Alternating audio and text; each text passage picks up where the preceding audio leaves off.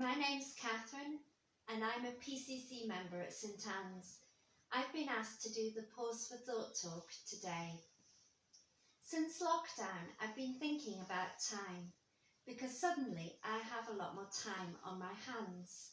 I'm working from home, so I have less time in my car. In fact, I have no time in my car because I haven't taken it out for weeks. And I really hope it still works.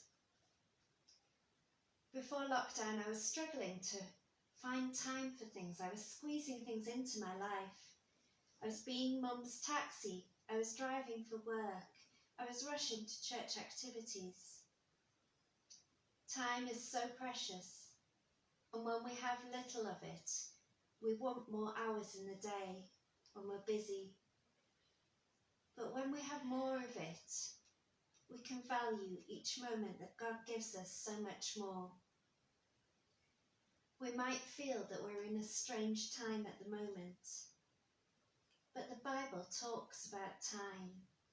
In Ecclesiastes chapter 3 it says, "For everything there is a season, a time for every activity under heaven, a time to be born and a time to die, a time to plant and a time to harvest, a time to kill and a time to heal, a time to tear down and a time to build up, a time to cry and a time to laugh, a time to grieve and a time to dance, a time to scatter stones and a time to gather stones, a time to embrace and a time to turn away, a time to search and a time to quit searching, a time to keep and a time to throw away, a time to tear and a time to mend, a time to be quiet and a time to keep, a time to love and a time to hate,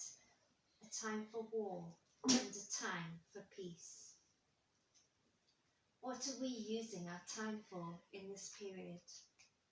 Are there things we could do to mend relationships while we have more time? Is it giving us new opportunities to learn new things, to pray more, to spend more time with our families? I've found more time during lockdown to appreciate the spring. I've watched my garden spring back to life after the winter, seeing the plants budding each day. When I've been out on my daily exercise, I've seen the newborn lambs in the fields, which reminds us that God is our creator, bringing new life. We've just celebrated Easter, when we remembered Christ's sacrifice on the cross and him rising again, defeating death, so that we can have new life through him, eternal life with God. Romans chapter 5 verse 5 says, "When we were utterly helpless, Christ came just at the right time and died for us sinners." He loves each of us, and we can have a certain hope in him. Jeremiah chapter 29 verse 11 says, "For I know the plans I have for you, declares the Lord, plans to prosper and not to harm you, plans to give you hope and a future."